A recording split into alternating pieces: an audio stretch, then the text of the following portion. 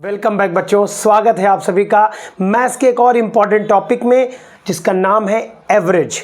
बच्चों हम लोग एवरेज को क्लास 7th 8th से लेकर के और कम्पिटिटिव एग्ज़ाम तक पढ़ते हैं और इससे क्वेश्चन हर एक स्टैंडर्ड में पूछे भी जाते हैं। आज के इस वीडियो में हम लोग एवरेज को बेसिक से स्टार्ट करके और स्टैंडर्ड ट्रिक फॉर्म तक पढ़ेंगे। तो चलिए शुरू करते हैं। तो बच्चों आपने सामान्य तौर पर जो औसत निकालने का फॉर्मूला पढ़ा होगा, जिसको हम बच्चों मीन भी बोलते हैं, और बच्चों एवरेज का फॉर्मूला होता है सम ऑफ नंबर, पदों का योग अपॉन टोटल नंबर। बच्चों इस फॉर्मूले का यूज़ बेसिक स्टैंडर्ड से स्टार्ट हो जाता है। इससे रिलेटेड बेसिक क्लासों में क्वेश्चन आते हैं, 8th में 10th में आते हैं। आपको कुछ नंबर्स का एक डेटा दिया होगा और आपको उसका एवरेज फाइंड आउट करना होगा। चलिए मैं इमेजिन कर लेता हूं कि मुझे अपने घर से और स्कूल पहुंचने में ऑन एन एवरेज किसी दिन बच्चों 20 मिनट लगते हैं, किसी दिन मुझे 35 मिनट लगे, किसी दिन मुझे 15 मिनट लगे और किसी दिन मुझे फिर 20 मिनट्स का टाइम मिला। अब बच्चों ये टाइम अगर लगा, अगर मुझसे कोई पूछे कि आपके स्कूल पहुंचने का टाइमिंग क्या है, तो मैं इनमें से किस नंबर को बता दूं कि मेरे स्कूल पहुंचने का टाइम 15 है या 20 मिनट्स है या 35 मिनट्स है। तो मैं क्या करूंगा, इन सारे नंबर्स को ऐड कर लूँगा बच्चों, और ये क्या आ जाता है 90 आ जाता है। और बच्चों अगर यहाँ पर देखें तो नंबर ऑफ डेज़ का सैंपल कितना है, 4 डेज़ का है। बच्चों अगर इसको मैं डिवाइड करूँ तो 4 2 जा 8, 4 2 जा 8 और 0.5। दैट मीन्स मेरे घर से स्कूल पहुंचने का जो एवरेज टाइम है वो 22.5 मिनट्स है। बच्चों ये एक एवरेज टाइम है, ये पर्टिकुलर परफेक्ट टाइम नहीं है कि मुझे पर डे 22.5 मिनट्स ही लगेंगे। किसी दिन आप देख रहे हैं मुझे कम टाइम भी लग रहा है, किसी दिन मुझे ज़्यादा टाइम भी लग रहा है, लेकिन जो एवरेज टाइम है मेरे स्कूल पहुंचने का वो बच्चों क्या निकल के आया है, 22.5 निकल के आया है, 22.5 मिनट्स। चलिए एक और क्वेश्चन कर लेता हूँ। मैं ये मान लेता हूँ कि स्कूल में एक 100 मार्क्स का टेस्ट परफॉर्म कराया गया और उसमें बच्चों ने कुछ मार्क्स ऑब्टेन करें। एक बच्चे को उसके 6 सब्जेक्ट्स में से मैं मान लेता हूँ कि उसको एक सब्जेक्ट में 50 मार्क्स मिले, एक में बच्चों 58 मार्क्स मिले, एक में उसको 42 मार्क्स मिले, एक सब्जेक्ट में फिर 55 मार्क्स मिले बच्चों, और एक सब्जेक्ट में उसे 50 और एक में बच्चों उसे 65 मार्क्स मिले। अब बच्चा जब घर आता है तो उससे यही पूछा जाता है कि बेटा क्या परसेंट आया आपका एग्ज़ाम में, और उस परसेंट से ही हम आइडिया लगा लेते हैं कि बच्चा पढ़ने में कैसा है। बच्चे ने बोला कि मेरे तो 95 मार्क्स आए, तो 95% बच्चों मार्क्स ये बताते हैं कि बच्चा बहुत ही ब्रिलियंट स्टूडेंट है। और अगर वो बताता है मेरे 55% आए, 50% आए, तो मैं मान लेता हूँ कि हम सब मान लेते हैं कि ये स्टूडेंट एक बिलो द एवरेज स्टूडेंट है। तो क्या ज़रूरी है जिस बच्चे के 95% आए हैं उसके सारे ही सब्जेक्ट में बच्चों मार्क्स जो आए हैं वो 95 आए? किसी सब्जेक्ट में हो सकता है उसको 98 भी मिले होंगे और किसी सब्जेक्ट में 88 भी मिले होंगे। उसी तरह से अगर हम लोग इस बच्चे के मार्क्स निकालें तो बच्चों इन दोनों को ऐड करके कितना हो जाएगा बच्चों, 100 हो जाएगा। इन दोनों को भी ऐड करके बच्चों क्या हो जाएगा, 100 हो जाएगा। ये बच्चों हमारा 1 2 3 और 4 इनको ऐड करके 200 हो गया। और बच्चों अब बचा 55 और 65, तो 65 में 5 ऐड करेंगे 70 और 5 बच्चों हो जाएगा 120। इसको सम करके बच्चों क्या आ रहा है, 320 आ रहा है। ठीक है, ये 320 मार्क्स उसके आए हैं। अगर उसका test in case that 100 marks पर सब्जेक्ट के हिसाब से आ रहा था और बच्चों उसने कितने सब्जेक्ट का टेस्ट दिया, 1 2 3 4 5 और 6, तो बच्चों 6 सब्जेक्ट का उसने टेस्ट दिया था। इसको डिवाइड कर लेते हैं तो 6 5 जा 30, 2 आया, यहाँ 20 हो गया, 6 3 जा 18, बच्चों 53.67%। ठीक है, तो इस बच्चों के क्या एवरेज मार्क्स निकल के आए हैं, 53.67% मार्क्स आए हैं। तो क्या बच्चों 53.67 नंबर उसके सभी सब्जेक्ट में आए? नहीं, किसी में देखिए उसको 50 मार्क्स भी मिले हैं और किसी में उसको 65 भी मिले हैं। तो एवरेज मुझे क्या बता देता है कि उसको ऑन एन एवरेज लगभग इसी से कुछ मार्क्स ज़्यादा या कुछ मार्क्स कम किसी सब्जेक्ट में मिले होंगे। लेकिन ये तो बच्चों एक एवरेज बात हो गई। हम लोगों को बच्चों क्या पढ़ना है, हम लोगों को एवरेज निकालना तो बेसिक्स में हम लोगों ने पढ़ा ही है, 10th में पढ़ा है, 8th में पढ़ा है। हम लोगों को कुछ यहाँ पर बच्चों एडवांस पढ़ना है। तो एडवांस में क्या पढ़ना है बच्चों, हम लोग यहाँ पर बात करेंगे, जैसे सपोज दैट हम लोग बात करें पहले बच्चों नेचुरल नंबर की। नेचुरल नंबर या बच्चों जिनको हम बोलते हैं प्राकृत संख्याएं। अक्सर बच्चे प्राकृत संख्याएं और होल नंबर में कंफ्यूज हो जाते। तो बच्चों होल नंबर में 0 इंक्लूडेड होता है और जो नेचुरल नंबर होती है बच्चों 1 से स्टार्ट होती हैं। तो बच्चों मैं यहाँ 3 बेसिक फॉर्मूले लिखूंगा और उनसे हम लोग कुछ क्वेश्चंस भी लगाएंगे। ये क्वेश्चन आपके लिए इम्पॉर्टेंट भी है और ये फॉर्मूले से ही लगने वाले, इनको आपको सॉल्व करने की ज़रूरत नहीं है। सबसे पहले अगर बच्चों हमारे पास कुछ नंबर दिए हैं और बच्चों वो दिए हैं अर्थमेटिक प्रोग्रेशन में, समांतर श्रेणी में, दैट मीन्स उनके बीच का जो डिफरेंस है वो सिमिलर है। जैसे कि मैं यहाँ पे लिख दे रहा हूँ बच्चों 2, 4, 6, 8 और 10, या फिर लिख दे रहा हूँ यहाँ पे, चलिए 3 नंबर लिख दिए। अब बच्चों अगर देखें तो यहाँ पर सब में आप देख रहे हैं रेगुलर गैप, यहाँ भी 2 का है, यहाँ भी 2 का है, यहाँ भी 2 का है। जो रेगुलर गैप है वो कितने का है बच्चों, 2 का है। और यहाँ पर नंबर्स भी आप देखो 1 2 3 4, 1 2 3 4 5, 5 नंबर है। दैट मीन्स ये एक ऑड नंबर है, विषम संख्या है। ऐसी स्थिति में बच्चों जो बीच वाला नंबर है वो ही आपका मीन हो जाता है, या आप कह सकते हैं माध्य हो जा सकता है। ये बच्चों क्या निकल के आया आपका बच्चों, 6 निकल के आया। ये ट्रिक केवल बच्चों केवल इवन नंबर्स पे नहीं लगती है, ऑड नंबर्स पे भी लगती है। चलिए ऑड नंबर देख लेते हैं। जैसे मैं मान लेता हूँ कुछ मुझे ऑड नंबर दिए हैं 11, 13, 15, 17 और 19। अब बच्चों यहाँ पर आप देख रहे हैं कि मैं इसको सर्कल कर दे रहा हूँ, ये भी एक मिडिल टर्म है। बीच वाले नंबर को बच्चों जब मैं यहाँ पर सर्कल कर देता हूँ, चूँकि ये इधर भी देखिए 2 नंबर्स हैं और उधर भी 2 नंबर हैं, तो बच्चों इसका मीन या माध्य क्या निकल आता है बच्चों, 15 निकल आता है। तो अगर नंबर्स जो है वो विषम संख्या में है, मतलब 3 है, 5 है, 7 है, ऐसी कंडीशन में तो बच्चों हम लोग बीच का नंबर ले सकते हैं। लेकिन अगर नंबर्स बच्चों ऐसे ना हो, नंबर्स मुझे कैसे दिए हों कि 2 नंबर हो, 4 नंबर हो, 6 नंबर हो, तो चलिए मैं उसका भी एग्जांपल ले लेता हूँ।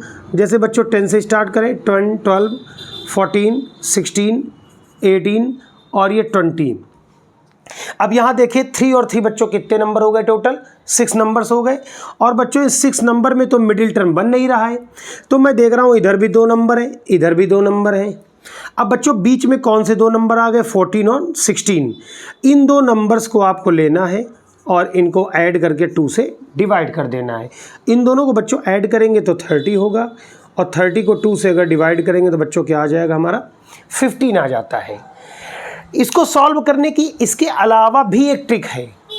वो ट्रिक अगर आप पढ़ लेते हैं तो फिर आपको इस क्वेश्चन को करने में इतना भी समय नहीं लगेगा। आपको बच्चों अगर नंबर पे एक रेगुलर डिफरेंस दिख रहा है, जैसा पहले ही बोल दिया गया कि नंबर जो है वो समांतर श्रेणी में हो, तो बच्चों आपको क्या करना है, फर्स्ट नंबर लेना है, लास्ट नंबर लेना है, दोनों को ऐड कर देना है। यहाँ दोनों को ऐड कर दिया और 10 + 20 को 2 से डिवाइड कर दिया, तो बच्चों 10 और 20 क्या हो गया हमारा, 30। 30 को 2 से डिवाइड किया बच्चों कितना आ जाएगा, 15। अब आप देखें एग्जैक्टली वही नंबर आ गया जो यहाँ पर आ रहा था। तो ये दोनों ही तरीके सही हैं। एक तीसरा भी तरीका हो सकता है, ट्रेडिशनल मेथड हम लगा सकते हैं। ऐड करके देखें बच्चों, इन दोनों को ऐड करेंगे 30, इन दोनों को ऐड करेंगे 30, इन दोनों को ऐड करेंगे 30। 33 टाइम्स मतलब क्या हो गया, 90। नंबर हमारे टोटल 6 हैं, क्या आ गया बच्चों यहाँ भी 15। तो 3 तरीके हो सकते हैं इसको सॉल्व करने के। पहला तरीका क्या हो गया, सारे नंबर को ऐड करके जितने नंबर हैं उससे डिवाइड कर दिया जाए, बीच के 2 नंबर ढूंढ लिए जाए, जो दूसरा तरीका यहाँ यूज किया गया है।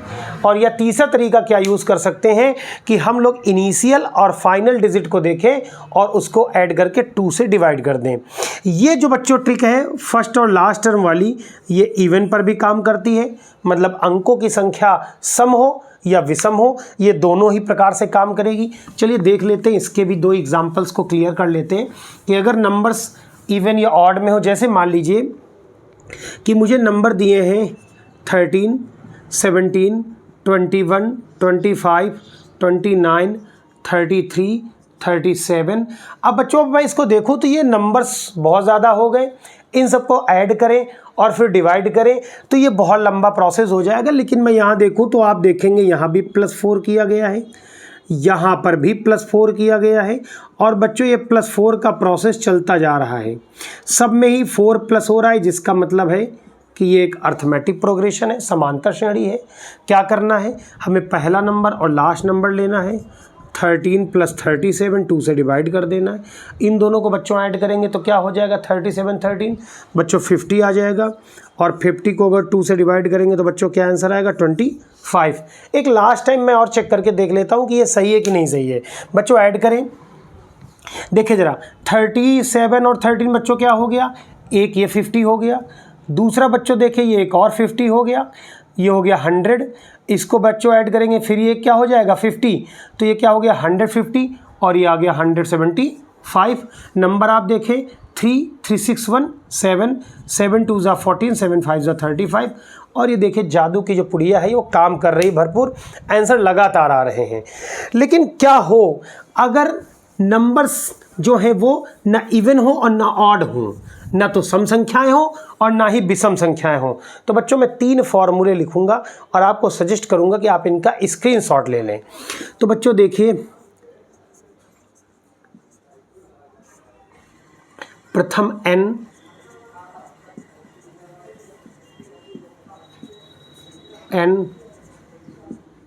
विषम संख्याओं का औसत,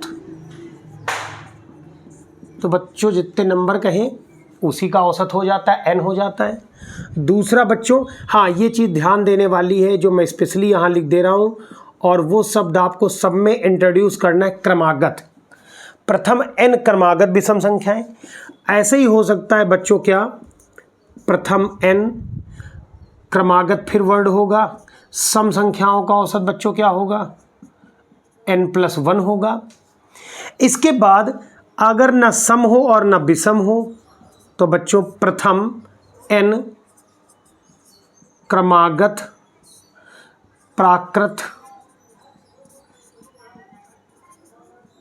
संख्याओं का औसत, तो बच्चों उसका फॉर्मूला भी आप स्क्रीनशॉट में ही नोट कर लीजिएगा, और ये होगा n+1/2, जिससे हम n हटा देंगे क्योंकि ये योग है। तो ये 3 फॉर्मूले बच्चों याद रखने, एक याद रखना है n, एक n+1 और एक ये बच्चों क्या लिखा है n+1/2। याद रखना भी बहुत आसान है, n उसमें 1 ऐड किया तो बच्चों क्या हो गया n+1 और उसके अपॉन में 2 लिख दिया तो n+1/2। केवल आपको क्या याद रखना है बच्चों, n कब होगा जब n विषम लेंगे, +1 कब होगा जब बच्चों सम हो जाएंगी, और चूंकि सम विषम दोनों शामिल हो गई हैं तो 2 से डिवाइड कर दिया, और इसमें क्या लिया गया है n क्रमागत प्राकृत संख्याएं। एक दो छोटे छोटे एग्जाम्पल से मैं इनको समझ भी लेता हूं और आप भी समझने का प्रयास करिएगा कि कैसे इन्हें हल करते हैं।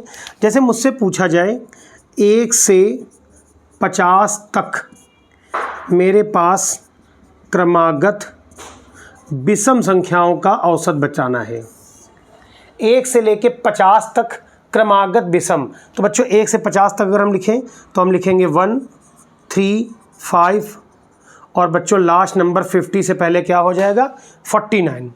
तो बच्चों 1 से 50 तक क्रमागत विषम संख्याएं पूछ ली, इसमें ये नहीं बताया कितनी है, कितनी बता देते तो फिर वही आंसर हो जाता। अब ये कैसे पता करें कितनी है, एक लंबा मेथड है, उससे बचने का तरीका पहले ही आपको बताया जा चुका। क्या लगाएंगे बच्चों, first number plus last number और अपॉन में 2 लिख देंगे, 41 और 50/2 बच्चों क्या आ जाएगा 25 आ जाता है। इससे हट करके ये बच्चों इसका एक स्क्रीनशॉट आप ले लीजिएगा, लीजिए स्क्रीनशॉट।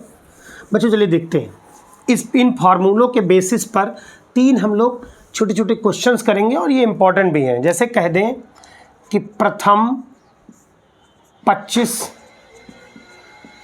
क्रमागत विषम संख्याओं का औसत,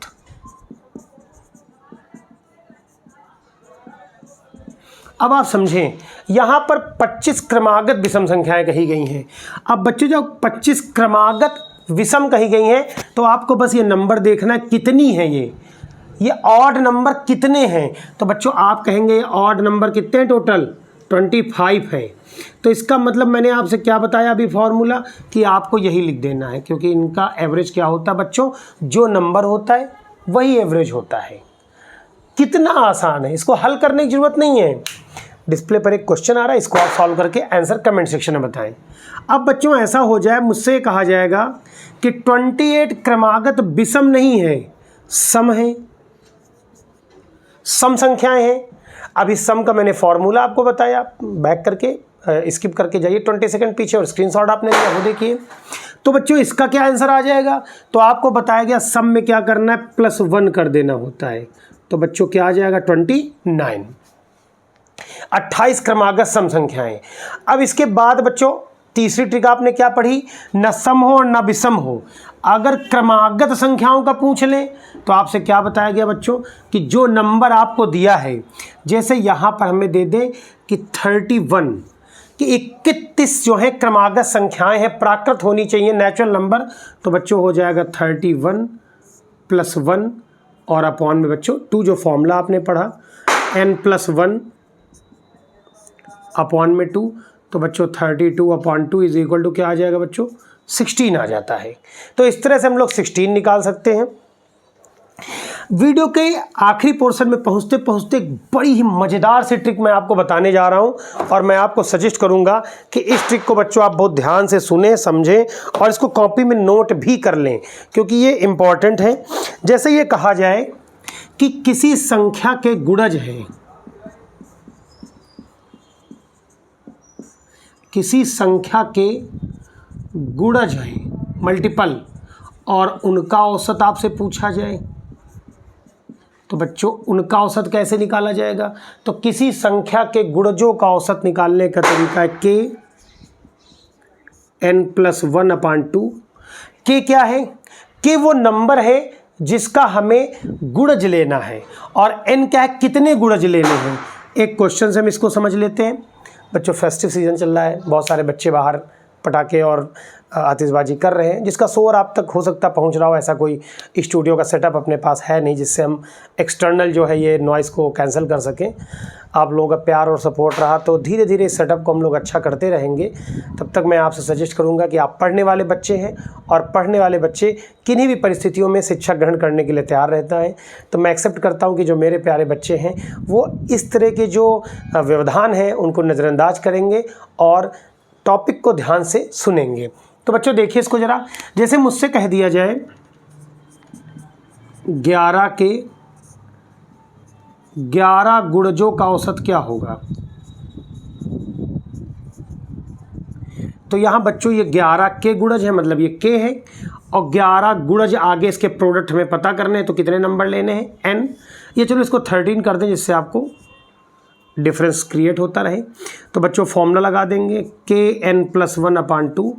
k की जगह में बच्चों क्या रखना है 11, यहाँ पर रखेंगे बच्चों 13 + 1/2।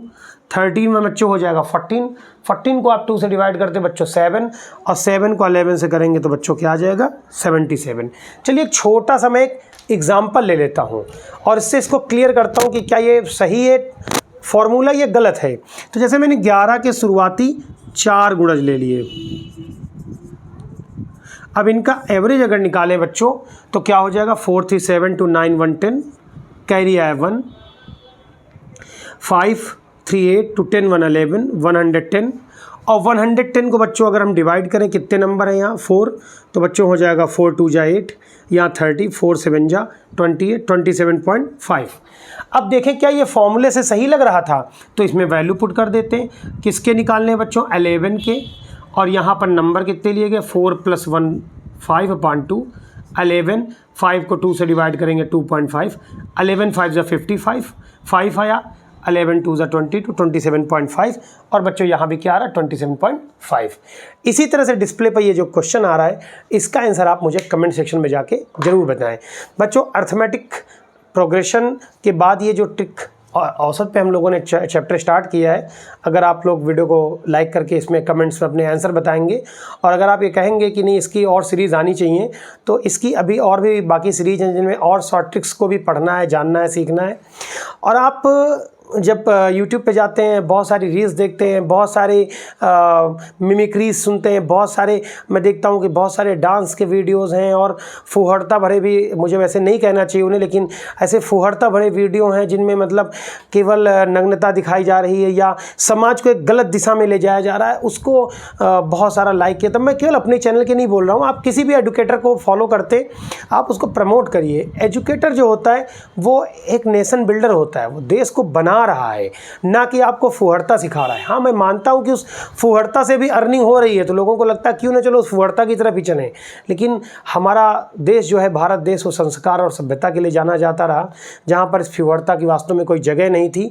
लेकिन परिप्रेक्ष्य बदलता गया, परिदृश्य बदलता गया, सोच बदलती गई और उस सोच में एक नई सोच आई जिससे लोगों को अर्निंग हुई और एक नई भेड़ चाल शुरू हो गई। जिन्होंने कभी वही कबीरदास की एक जो आपने पढ़ी होगी, मस कागज को छुओ नहीं, कलम गयो नहीं हाथ, उन्होंने कभी कॉपी में पेन पेंसिल चलाया नहीं और उस फुहड़ता से ही अपने आप को ग्रो कर रहे हैं। अच्छी बात है, वो ग्रो कर रहे हैं, मैं उनके प्रति व्यंग नहीं कर रहा हूँ, लेकिन मुझे व्यक्तिगत नहीं पसंद है।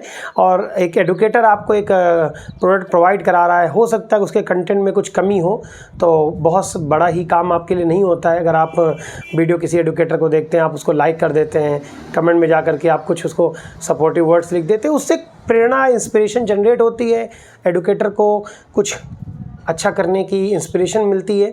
और अगर इस तरह की आप इंस्पिरेशन में एक हिस्सा बन सकते हैं तो इससे अच्छी बात क्या हो सकती है। यहाँ तो कोई पेड प्रमोशन क्लास है नहीं, जो है वो सब आपका प्यार पाने के लिए। आगे भविष्य में हो सकता है कभी अर्निंग होगी, बहुत सारे ऐसे प्लेटफॉर्म पर एडुकेटर हैं जो अर्निंग कर रहे हैं, लेकिन उनकी आजीविका, उनका जीवन इसी से चल रहा है। मैं चाहूँगा कि आप ऐसे हर एजुकेटर को सपोर्ट करें। अगर वीडियो पसंद आया है, अगर कोई भी एक आपको लाइन पसंद आ जाती है, एक कोई शॉर्ट ट्रिक पसंद आ जाती है, तो आप वीडियो को लाइक कर सकते हैं। और कमेंट सेक्शन में ये तो ज़रूर बताएं कि किस तरह के आप कंटेंट पढ़ना चाहते हैं, मैथमेटिक्स में किस टॉपिक पे आप जानना चाहते हैं, केमिस्ट्री में किस टॉपिक को आप स्टडी करना चाहते हैं, तो उस टॉपिक के रिगार्डिंग कंटेंट आपके लिए प्रोवाइड कराया जाएगा। आप वीडियो को लगातार प्यार दे रहे हैं, वीडियो से जुड़ रहे हैं, चैनल पे आ रहे हैं, इसके लिए मैं आपको धन्यवाद देना चाहूँगा। और मैं चाहूँगा कि आप किसी भी एडुकेटर को फॉलो कर रहे हो, मुझे फॉलो कर रहे हैं, किसी दूसरे एडुकेटर को फॉलो कर रहे हैं, अगर फॉलो कर रहे हैं तो बस आप सफल हो जाएं। एक एजुकेटर के लिए सबसे बड़ी चीज़ यही होती है कि उससे जो बच्चा जुड़ाव रखता है वो कभी जीवन में जाकर के सफल हो जाए। अगर आप सफल हो जाते हैं, असली आजीविका, असली खुशी एक एजुकेटर के लिए वही होती है। वीडियो आपको कैसा लगा कमेंट सेक्शन में ज़रूर बताएं। Thanks for watching this video. जय हिंद, वंदे मातरम।